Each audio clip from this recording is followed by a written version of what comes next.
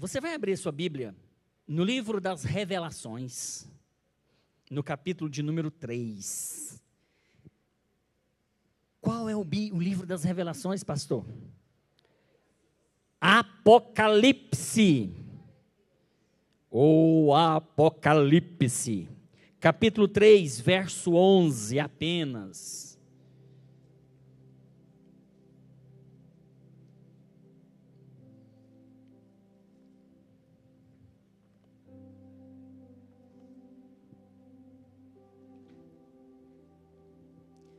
Se você encontrou, diga amém. 3:11 de Apocalipse. Eis que cedo venho, ou eis que venho sem demora. Guarda o que tens, para que ninguém tome a tua coroa. Eis que venho sem demora. Guarda o que tens, para que ninguém tome a tua coroa. Amém? Pode sentar glorificando o nome de Jesus. Meus irmãos, eu quero falar com vocês nesta noite, refletir um pouquinho com vocês nesta noite, sobre a volta de Cristo.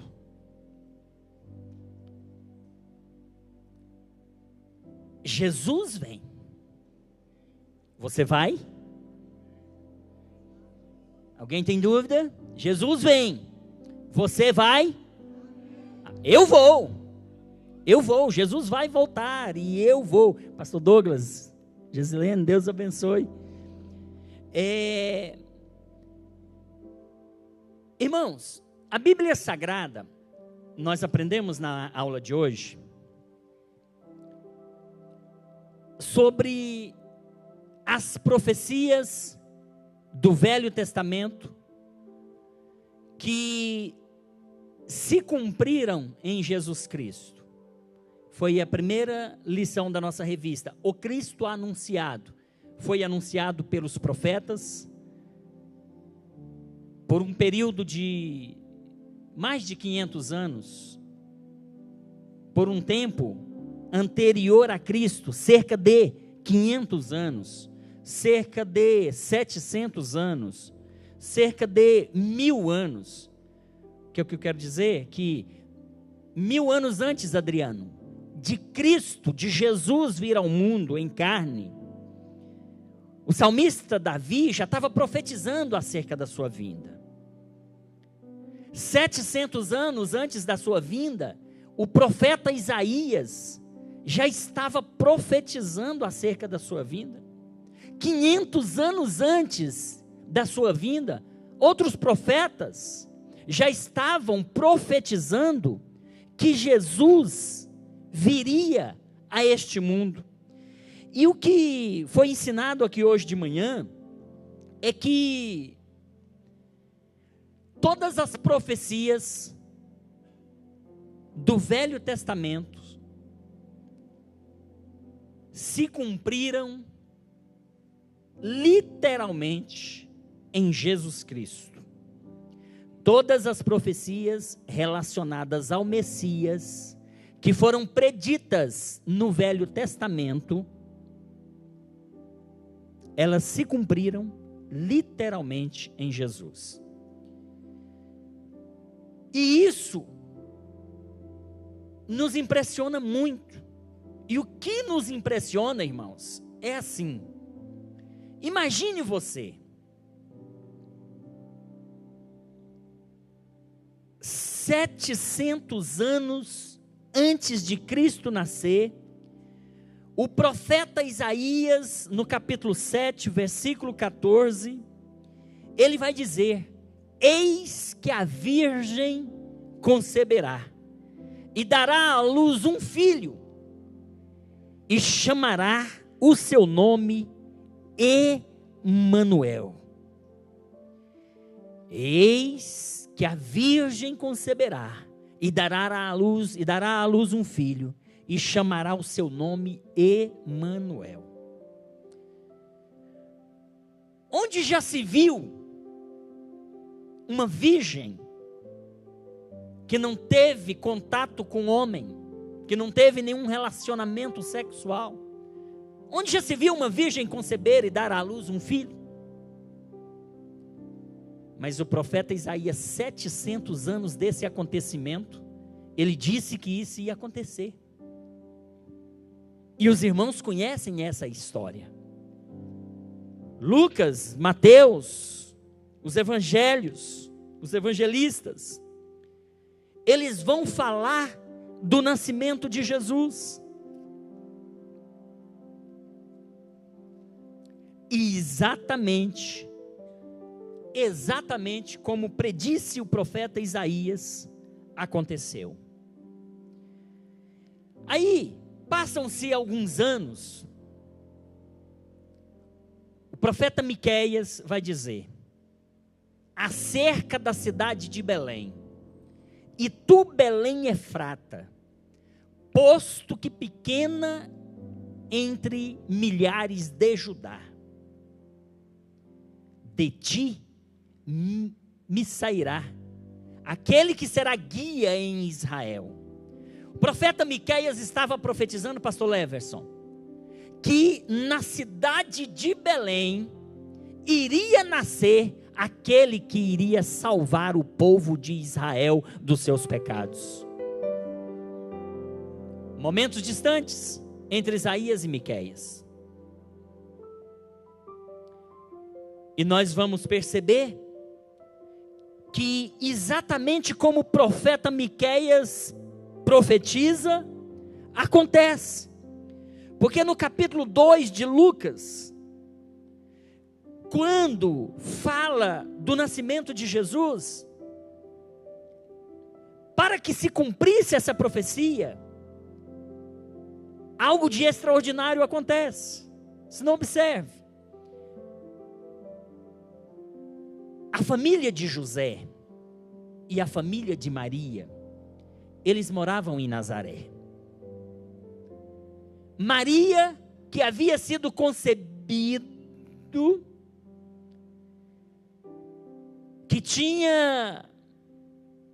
que estava grávida de Jesus, já está no seu 9º mês, próximo já de ganhar Jesus, mas ela está em Nazaré. Mas o profeta Miqueias falou que Jesus não ia nascer em Nazaré, irmão Ulisses. O profeta Miqueias disse, tu, Belém Efrata, posto que pequeno entre milhares de Judá, é aqui que vai nascer aquele que será o Salvador de Israel. Aí o que acontece, irmãos? José e Maria estão em Nazaré. Olha o capítulo 2 de Lucas. E aconteceu naqueles dias que saiu um decreto da parte de César Augusto, para que todo mundo se alistasse. Este primeiro alistamento foi feito sendo Quirino, presidente da Síria. E todos tinham que ir alistar-se, cada um na sua própria cidade. Então, subiu José da Galileia, de Nazaré, cidade de Nazaré, à Judeia, cidade de Davi, chamada Belém, porque ele era da casa e família de Davi, a fim de alistar-se com sua mulher, Maria, desposada com ele, a qual estava grávida.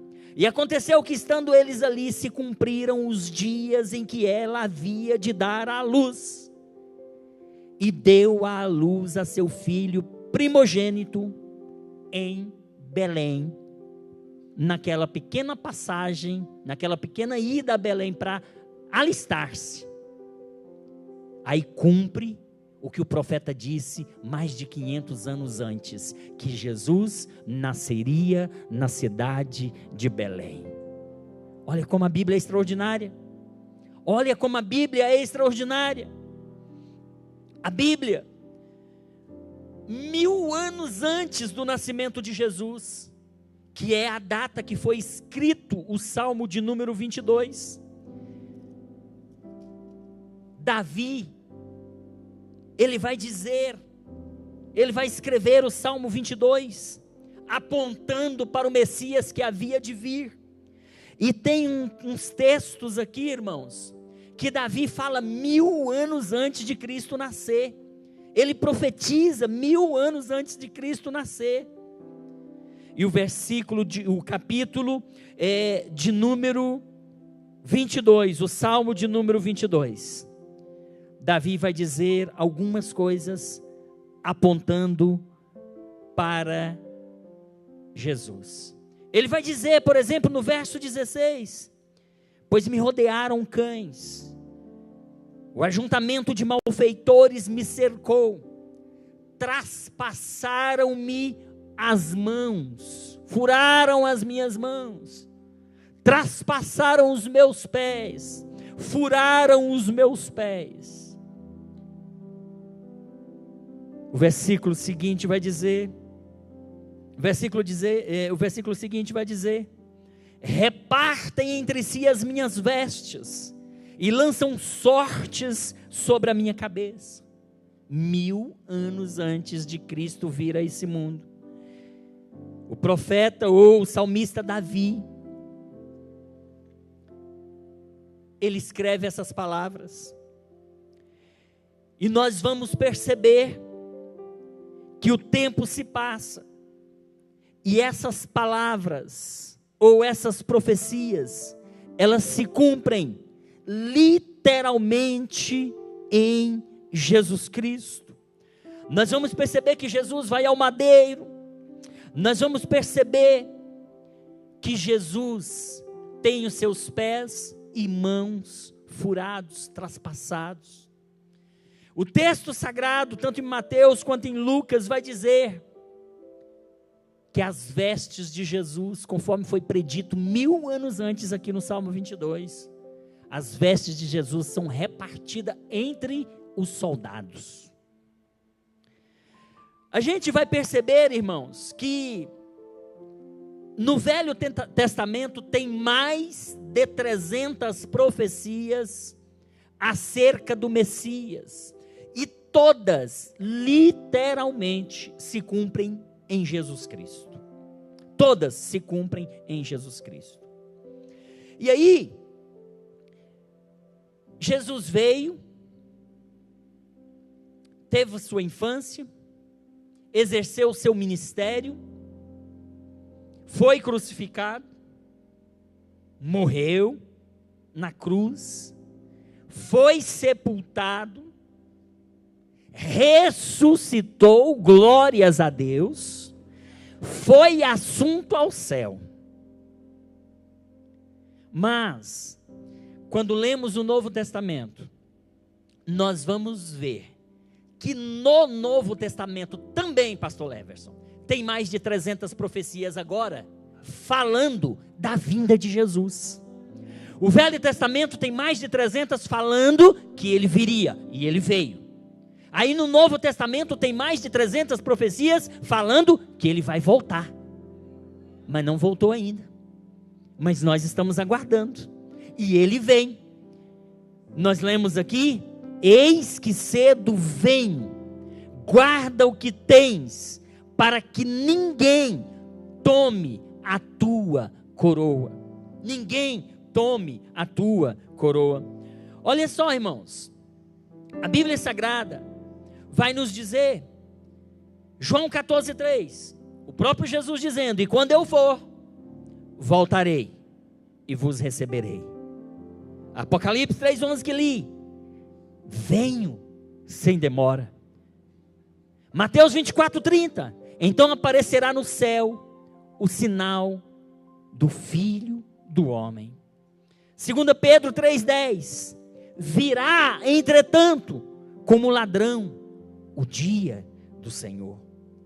São muitos os textos sagrados, e não daria para dizer todos aqui, porque são mais de 300, que vão falar acerca da vinda de Jesus. E aí, irmãos, tem um texto na Bíblia que vai dizer que Jesus vem, mas os nossos pais, lá atrás, há muito tempo, já falava nisso, e até hoje ele não veio.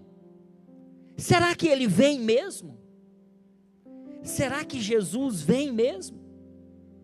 É claro, irmãos, Jesus voltará. Eu creio que Ele vai voltar. Por que eu creio que Ele vai voltar? Porque as mais de 300 profecias veterotestamentárias que dizia que Ele viria a este mundo se cumpriram. Então a Bíblia é verdadeira, a Bíblia não fala. O que está escrito aqui vai se cumprir, vai se cumprir.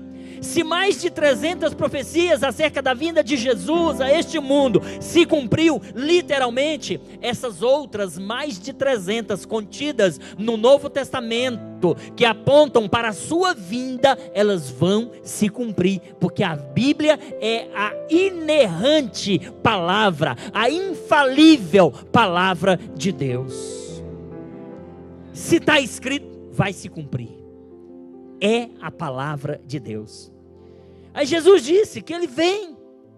O apóstolo Paulo vai dizer em Coríntios 15, 51 e 52, que vai ser de repente, num fechar e abrir de olhos, num abrir e fechar de olhos, ante o soar da última trombeta.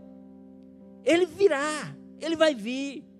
O mesmo Paulo, escrevendo aos Tessalonicenses, capítulo 4, verso 16 em diante, vai dizer: irmãos, não quero que sejais ignorantes acerca dos que já dormem, acerca dos que já morreram. Os crentes da igreja de Tessalônica, eles estavam tristes, quando seus entes queridos, quando seus parentes morriam e eram sepultados, porque Paulo estava ensinando que Jesus ia voltar para buscar a igreja. Os apóstolos estavam pregando que Jesus ia voltar para buscar a igreja. Jesus disse que Ele voltaria. Atos capítulo 1 vai dizer, quando Ele foi assunto: por que vocês estão assim, olhando para o céu, desse jeito? Esse mesmo Deus que vocês estão vendo subir, Ele vai descer. Então os crentes da igreja de Tessalônica, eles estavam tristes, porque tinha uma promessa de que Jesus ia voltar.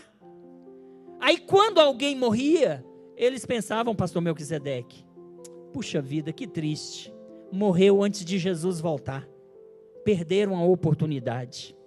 Aí Paulo, ele escreve no capítulo 4, versículo 16, 13 em diante, de Tessalonicenses, ele vai dizer: não quero, porém, irmãos, que sejais ignorantes acerca dos que já morreram, para que não vos entristeçais, como os demais que não têm esperança. Porque se cremos que Jesus morreu e ressuscitou, assim também aos que em Jesus dormem, assim também os que em Jesus estão sepultados, Deus os tornará a trazer com Ele.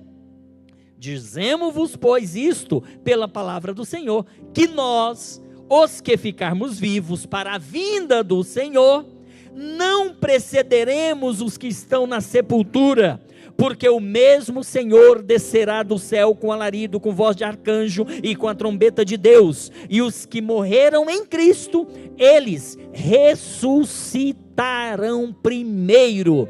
Depois nós, os que ficarmos vivos, seremos arrebatados juntamente com os mortos que ressuscitaram, e encontraremos o Senhor nas nuvens, e estaremos com Ele nos ares. Assim nós estaremos com Ele para sempre. Jesus vai voltar, a Bíblia está dizendo: eu quero subir. Se você quer subir, glorifique a Deus nessa noite, aleluias. Jesus vai voltar. Jesus vai voltar. O capítulo 24 de Mateus e outros textos dão sinais proféticos ou apontam para a preparação desse cenário. Veja bem, Daniel capítulo 12, verso 4, vai dizer que o conhecimento se multiplicará. Nós estamos vivendo um século da propulsão numa velocidade muito grande, a jato. Estamos vivendo o momento da cibernética, da nanotecnologia, dessa internet cada vez mais, com mais novidades, da engenharia genética, da tecnociência. Mateus 24, 4, 5 vai falar do engano religioso. Isso tudo são sinais proféticos. Nós estamos vivendo um momento do ocultismo, orientalismo, do messianismo, do espiritismo. A nova era que veio aí desde a década de 90, o pentecostalismo em cruz. A ciência está se unindo ao místico. Mateus 24, versículos 4 e 5, vai falar do engano religioso. Os versículos 6 e 7, vai falar dos fenômenos ou das catástrofes naturais, sociais e políticas. Está previsto em Mateus 24. Guerras, fomes, epidemias, terremotos, terrorismo, doenças incuráveis. Mateus está apontando para esse cenário, e nós já vemos esse cenário pronto, preparado, pastor Levers. Mateus 25, 12, a multiplicação da iniquidade, 24, 12.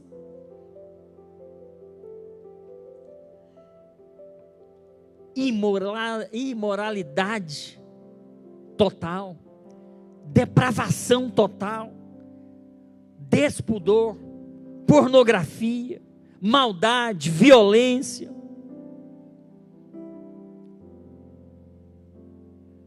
O homossexualismo, vindo de uma forma avassaladora sobre a nossa nação. A inversão de valores, onde o que é certo parece não ser mais certo e é errado, onde o errado passa a ser certo. Eu vi umas duas pessoas falando sobre isso, que vou dizer para os irmãos. Estão querendo, pastor Melquisedeque, estão querendo tratar a pedofilia como doença e não como crime. Hoje a pedofilia é veementemente combatida. Tivemos no Senado, não sei se uma CPI, eu sei que o Magno Malta, com um grupo de senadores, levantaram essas questões da pedofilia para combatê-las. E coisas, irmãos,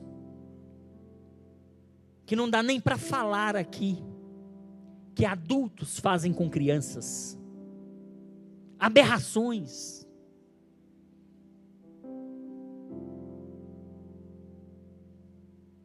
Pedofilia é crime. Mas tem um grupo aí defendendo que o pedófilo, ele é um doente e não deve ser tratado como criminoso. Estão querendo descriminalizar, Levi, a pedofilia.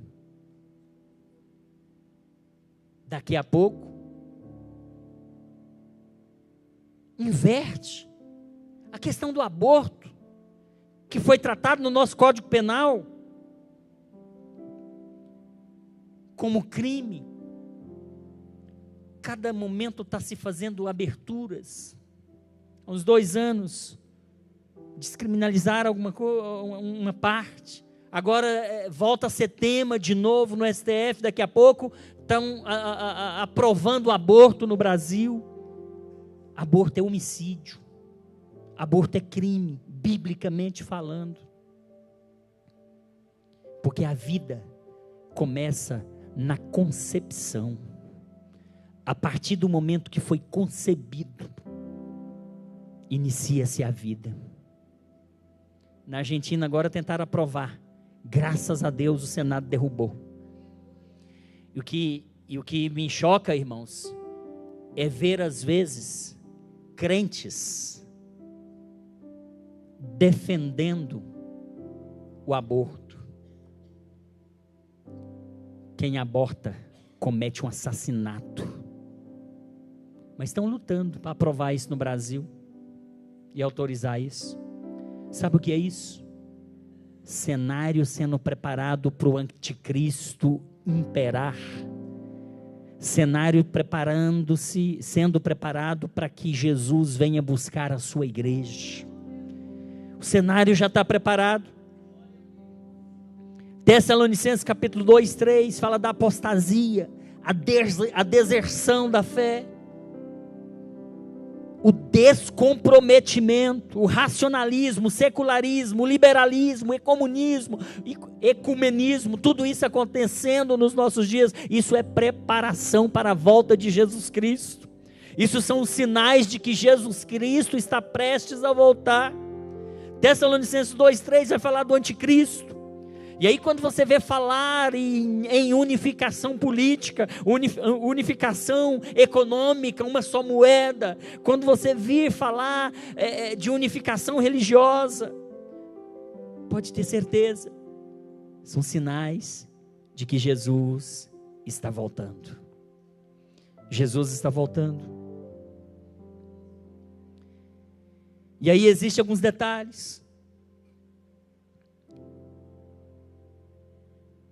Na primeira vinda de Jesus a esse mundo, em cumprimento das mais de 300 profecias preditas no Velho Testamento, Jesus esvazia-se da sua glória que ele tinha ao lado do Pai, ele vem a este mundo e ele nasce de forma humilde, num lar humilde, num berço de palha.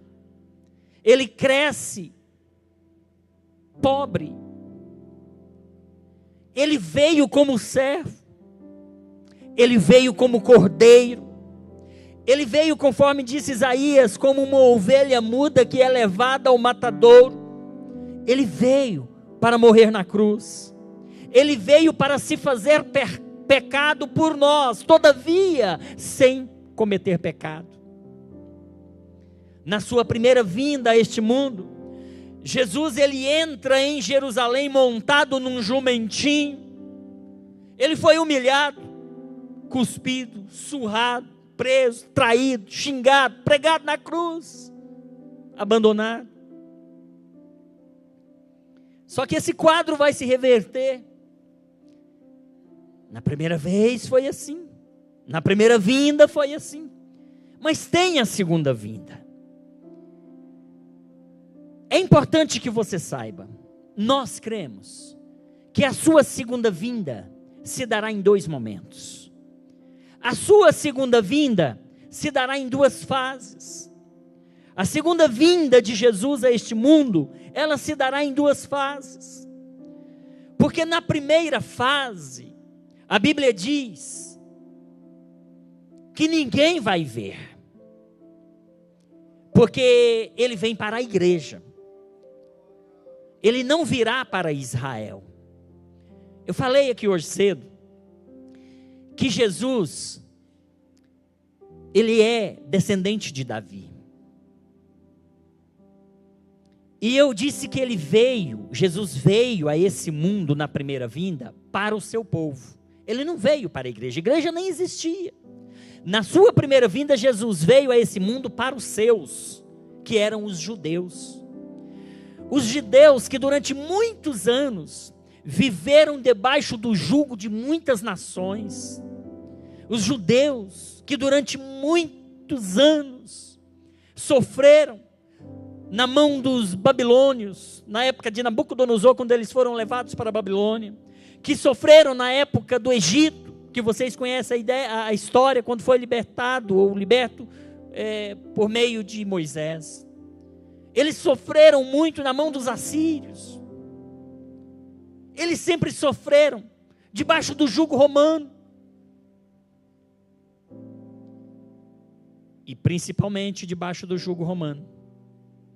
Naquele momento em que Jesus nasceu, Jesus nasceu quando o Império Romano dominava o mundo.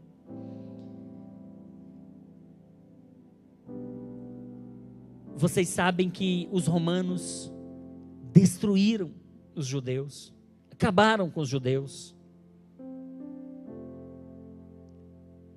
Eles acabaram com Jerusalém. General Tito destruiu Jerusalém no ano 70.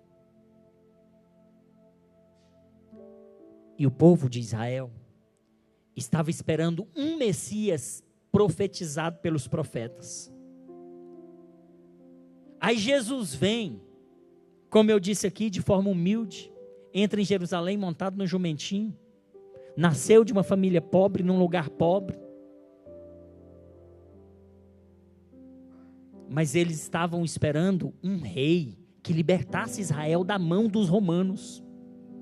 Jesus vem de forma humilde, de forma simples. Eles não receberam Jesus. Eles não acreditaram que Jesus era o prometido lá no Velho Testamento pelos profetas, pelos salmos. Eles não acreditaram.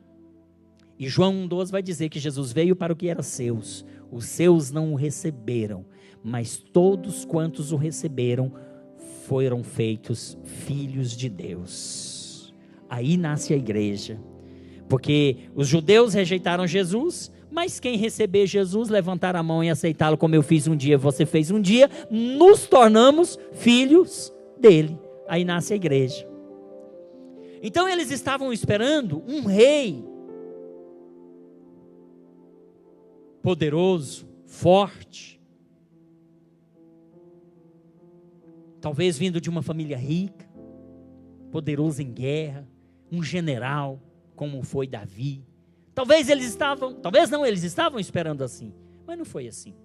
Eles rejeitaram Jesus. Falei aqui hoje cedo, quando a gente vai em Israel, o túmulo de Jesus não é visitado pelos judeus. Jesus para os judeus é um profeta a mais como qualquer outro, como foi Moisés, como foi Elias, como foi qualquer outro.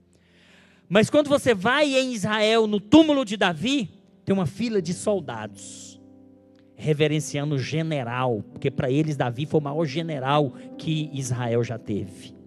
Os judeus reverenciam Davi, mas não visitam o túmulo de Jesus.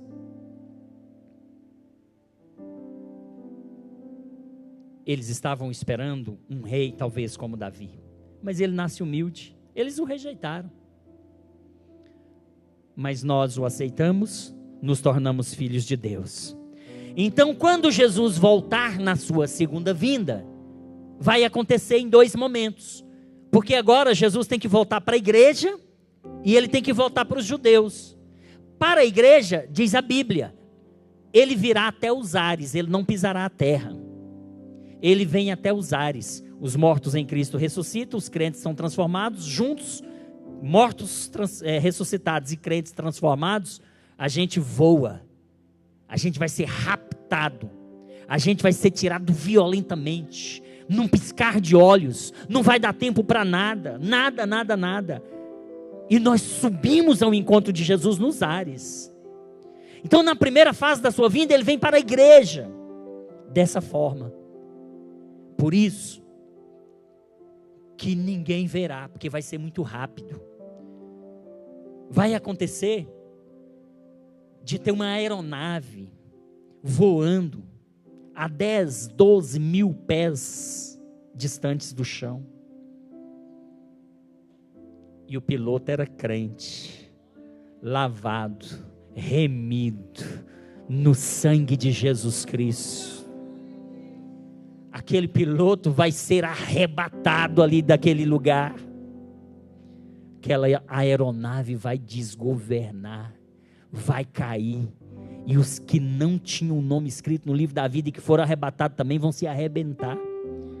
Imagine os milhares de carros que estão transitando, que estão circulando nas pistas das cidades em todo o mundo, e num piscar de olhos os crentes são arrebatados, carros andando em alta velocidade, os motoristas são arrebatados, e esses carros desgovernados vão bater, vão capotar, e uma catástrofe mundial vai acontecer, porque Jesus está tirando a igreja dessa terra, Jesus está arrebatando o seu povo. É rápido, é ligeiro, é num piscar de olhos, ninguém vai ver. Imagine essas coisas acontecendo. Acredita-se que a partir desse momento, vamos viver um tempo, ou vão viver um tempo, as igrejas vão viver um tempo, em que elas serão entupidas de gente, porque os desviados, os que ficaram nessa terra, eles vão sair em disparada atrás das igrejas, buscando Deus, buscando reconciliação, buscando salvação, buscando um reencontro com Deus, mas vai ser tarde demais, porque Jesus já não estará mais aqui, o Espírito Santo já foi tirado. Amós 8:11 fala desse momento, vai dizer que naqueles dias, não recordo certinho esse texto, vai dizer que naqueles dias, virão do norte, virão do sul, virão de todos os lados. Deixa eu ler esse texto, Amós, Oséias, Joel e Amós. Amós 8:11, olha aqui. Eis que vem dias, diz o Senhor, em que enviarei fome sobre a terra, não fome de pão, nem sede de água, mas de ouvir as palavras do Senhor. E irão errantes de um mar até outro mar, de norte ao oriente, correrão por toda parte buscando a palavra do Senhor. Vão vir para a igreja, vão querer ouvir essa palavra que está sendo pregada hoje, vão buscar Jesus, mas o que está dizendo aqui, buscando a palavra do Senhor, mas não a acharão. Vão correr todo mundo para a igreja, pastor Melquisedeque, mas a igreja já foi arrebatada, essas 4 paredes vão ficar aqui, esses bancos vermelhos, esse capete, esse som, tudo isso vai ficar aqui, mas o Espírito Santo não estará mais, a igreja salva, lavada, remida no sangue de Jesus, não estará mais aqui, a igreja vai estar cheia de desviados, de pessoas que já ouviram falar de Jesus, mas que não aceitaram a Ele. Será triste.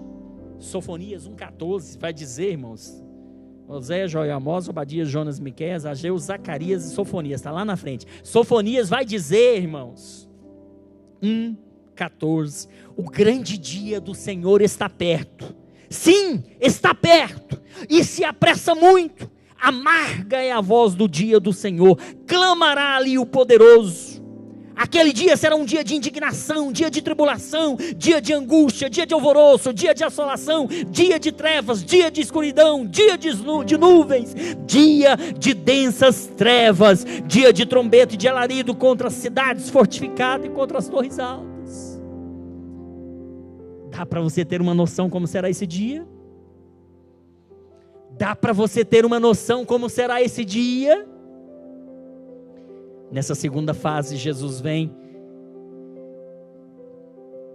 em 2 momentos. Na primeira fase, ele arrebata a sua igreja. 1 Coríntios 15, 51 e 52.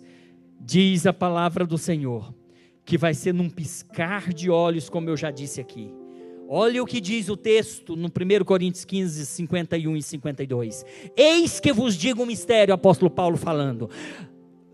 Na verdade, nem todos dormiremos, mas todos seremos transformados, no momento, num abrir e fechar de olhos, ante a última trombeta, porque a trombeta soará, os mortos ressuscitarão incorruptíveis, e nós seremos transformados, porque convém que isso que é corruptível se revista da incorruptibilidade, e isto que é mortal se revista da imortalidade, e quando isto que é corruptível se revestir da incorruptibilidade, e isto que é mortal se revestir da imortalidade, então cumprir-se-á a palavra que está escrita, tragada foi a morte na vitória.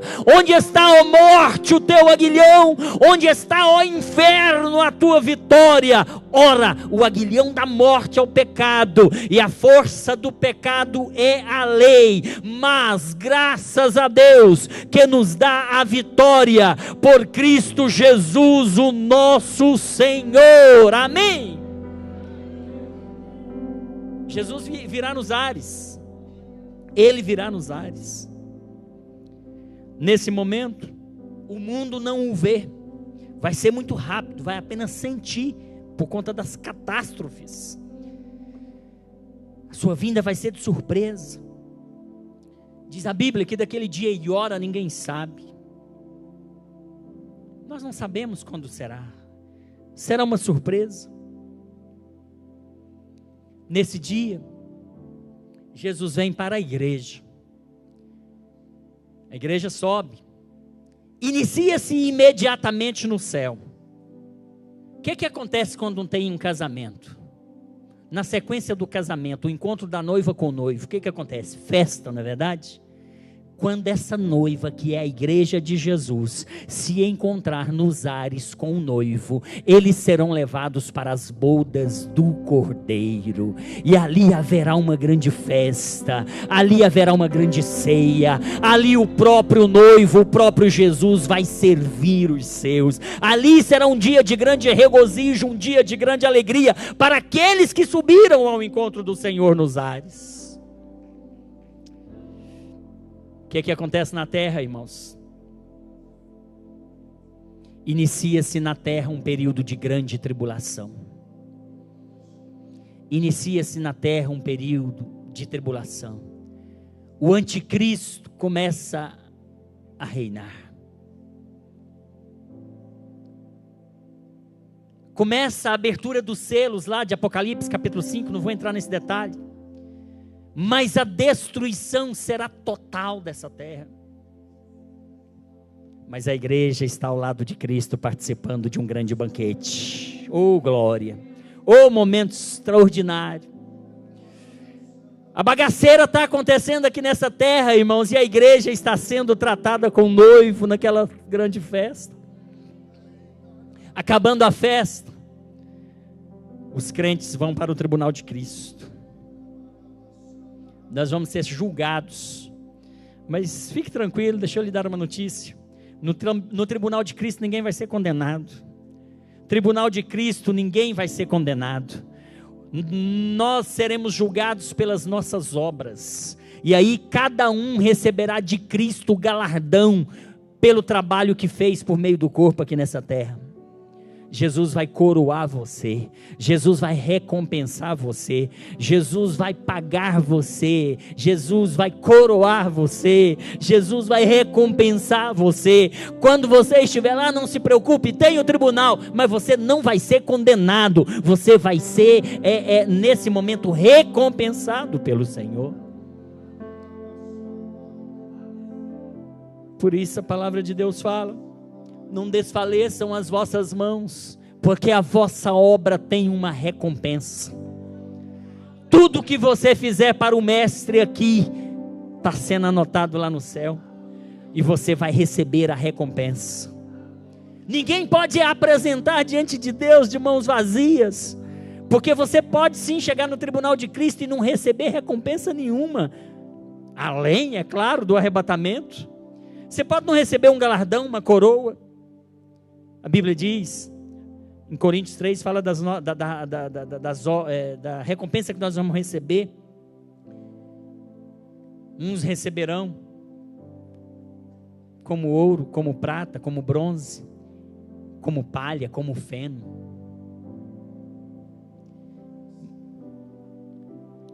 Mas eu falei que Jesus ele vem em dois momentos na sua segunda fase, na sua segunda vinda. A primeira fase ele vem para a igreja, leva a igreja está em festa no céu, está no tribunal de Cristo, aqui embaixo está acontecendo a grande tribulação. Irmãos, na grande tribulação, a nação de Israel vai ser provada. Todas as nações,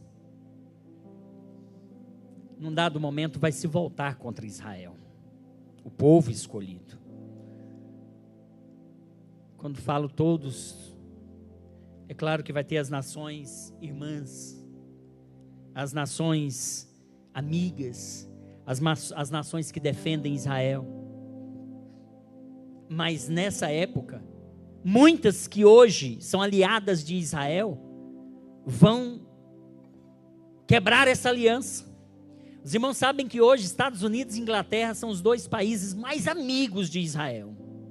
Se tocar em Israel, está tocando nos Estados Unidos. Se tocar em Israel, está tocando na Inglaterra.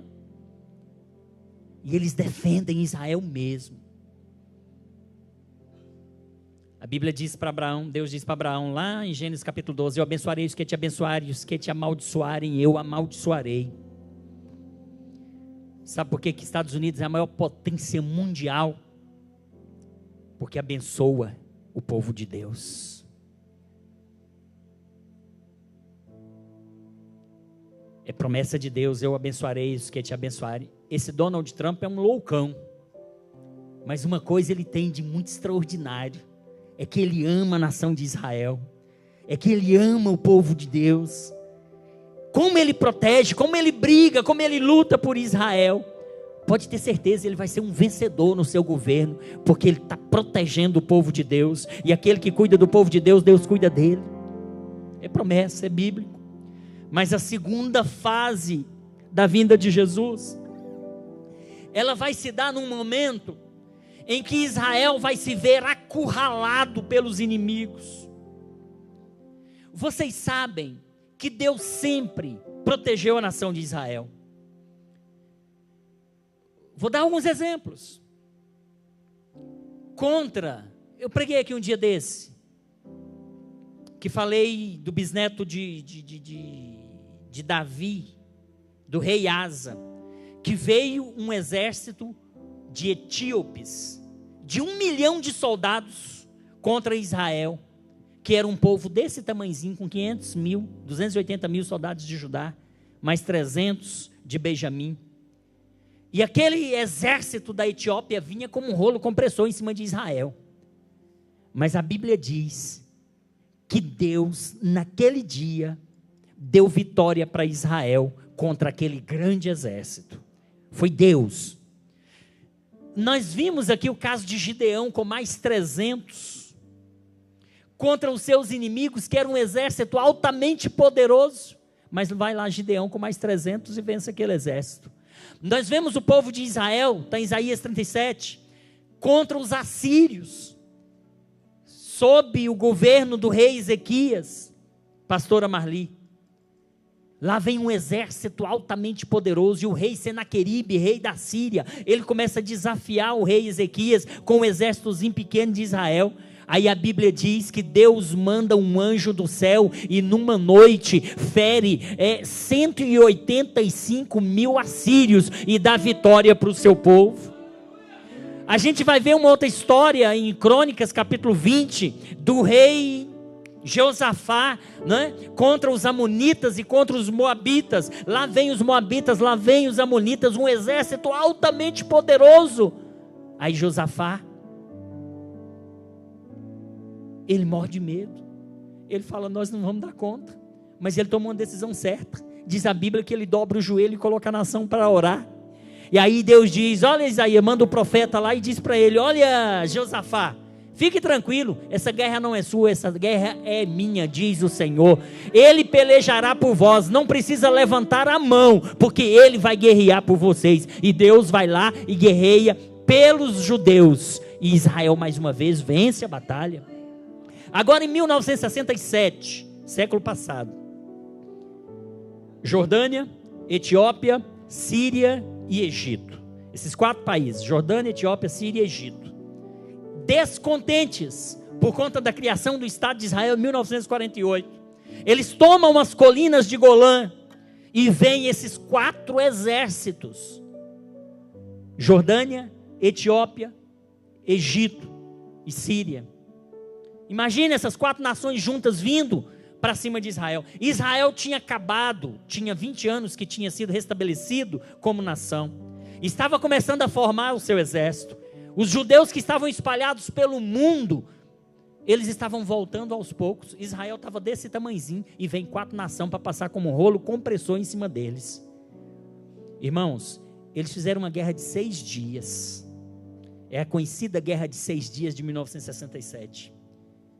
Eles vêm como um rolo compressor para acabar com Israel e dizer, Israel não vai ficar aqui. Esse terreno é nosso. Irmãos, Deus miraculosamente dá uma estratégia para o pequeno exército de Israel, e em 6 dias, Israel, com um povinho, um exército que estava começando a se formar, consegue derrotar a Síria, a Etiópia, a Jordânia e o Egito. Eles reconquistam as colinas de Golã, eles botam a cerca lá e está lá até hoje, porque Deus guerreia por Israel, Deus guerreia pelo seu povo, é assim. Na segunda fase da sua segunda vinda, Israel vai estar acuado, as nações se voltarão contra ele, mas aí, como Jesus sempre luta, Zanzoni, pelo seu povo, diz a Bíblia em Zacarias, que no final dos 7 anos da grande tribulação, quando Israel estiver completamente encurralado ali no cantinho, diz a Bíblia que Jesus voltará pela segunda vez para Israel. Jesus voltará e a igreja, eu e você, vamos voltar com ele lá do céu. Ele vai dar uma pausazinha lá na festa, ele vai dar uma pausa lá no tribunal de Cristo, e ele vai convocar: ô crentaiada que está aqui comigo, vamos descer lá que a gente precisa socorrer Israel. E eles descem do céu, ele desce do céu, nós vamos descer com ele. E diz Zacarias que Jesus vai pisar o Monte das Oliveiras, e ele, quando pisar o Monte das Oliveiras, com o assopro da sua boca, ele vai derrotar todas aquelas nações que estão posicionadas no vale do Megido, no vale do Amargedon, e com o assopro da sua boca, aquelas nações vão ser destruídas, e Jesus agora vai se apresentar para o povo de Israel. Ele vai mostrar as mãos marcadas, ele vai mostrar os pés furados, e ele vai dizer para o seu povo: eu sou Jesus prometido pelos profetas, eu vim, vocês não me receberam, vocês não me aceitaram, mas era eu mesmo, e eu volto para estabelecer o milênio. Agora sim eu venho para trazer um reino de paz, agora sim eu venho para reinar com vocês. Queridos, olha a diferença. Na primeira vinda, eu disse para os irmãos que Jesus vem pobre, Jesus vem montado num jumentinho, mas agora, irmãos, agora a situação muda, agora Jesus vem de forma diferente, agora ele vem como rei, agora Jesus vem, ele vem com força, agora ele vem com um poder extraordinário, agora ele vai julgar as nações, aquelas nações inimigas de Israel, ele vai julgar os ímpios, ele vai julgar, vai ter outros julgamentos nesta época, mas agora Jesus vem muito diferente daquela vez. Agora Jesus vem gloriosamente. Agora, diferente da primeira fase que ninguém o via, ele vinha só aos ares, agora ele vem e ele pisa essa terra, ele pisa o Monte das Oliveiras. Diz a Bíblia que o Monte das Oliveiras se fenderá em 2 partes, irmãos. Agora Jesus vem, dá vitória para o seu povo e estabelece o milênio, e agora ele vai ser o rei de Israel, conforme o povo estava esperando há muito e muito tempo. Portanto, queridos, Jesus vem. Você vai? Você vai? Glória a Deus, os que vão com Jesus na sua vinda, fique de pé em nome de Jesus. Agora ele vem como rei exaltado, agora ele vem como Senhor dos senhores, agora ele vem como juiz de toda a terra. Antes ele veio como cordeiro, como uma ovelha muda, mas agora ele vem como o leão da tribo de Judá. Agora ele assenta no trono, agora ele julga as nações, agora diante dele todo joelho se dobrará e toda língua confessará que ele é o Senhor, para a glória de Deus Pai. Amém, irmão? Aleluia!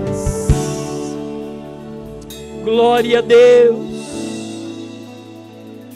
Nós precisamos estar preparados para esse dia.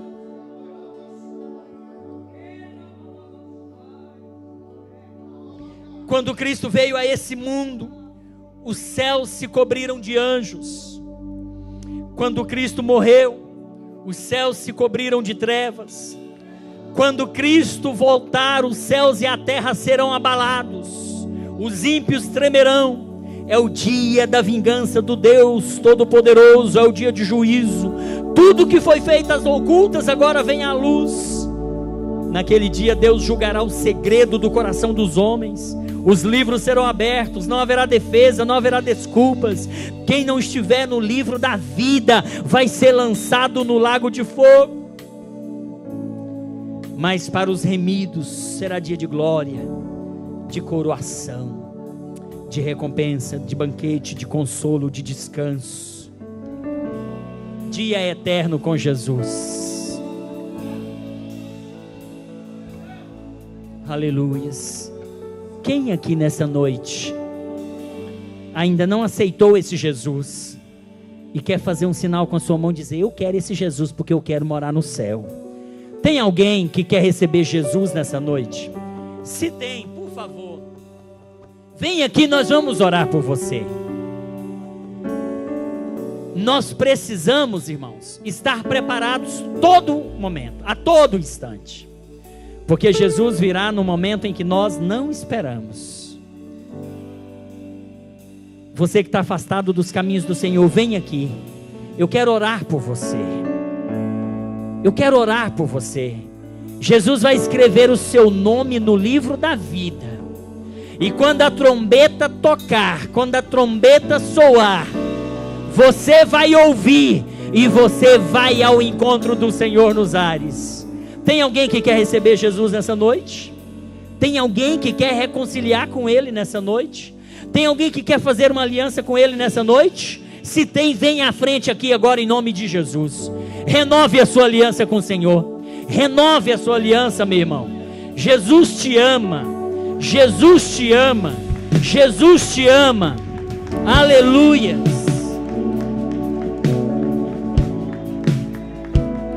Não fique acanhado. Não sinta vergonha. Vergonha é Jesus chamar os seus e o seu nome não estar escrito no livro da vida. Vergonha é Jesus arrebatar a igreja e você ficar nessa terra. Vergonha é isso. Vem à frente agora em nome de Jesus. A Bíblia diz: se hoje ouvirdes a sua voz, não endureçais os vossos corações como fizeram os vossos pais, da além do rio, lá no deserto. A Bíblia diz em Mateus 11, 28, 29 e 30.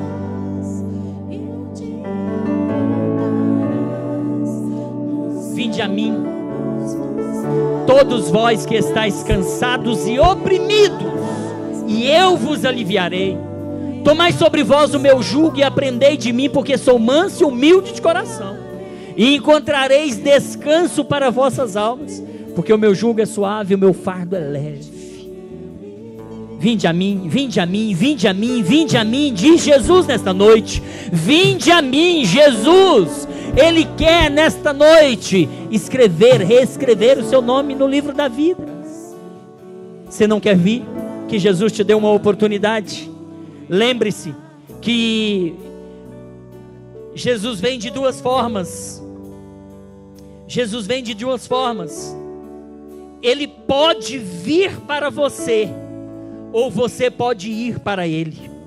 Ele pode vir para você no arrebatamento da igreja a qualquer momento, mas você pode ir para Ele, porque você não sabe o que acontecerá com você amanhã, daqui a alguns minutos. Quando você sair da porta dessa igreja para fora, você não sabe o que acontece com você, e você pode ir para Jesus, assim como Ele pode vir para você. Que Deus te abençoe em nome de Jesus. Pastor Leverson, olha aqui, por favor, pastor. Deus abençoe a todos. Paz, meus parabéns. Vamos orar pelo Hélio.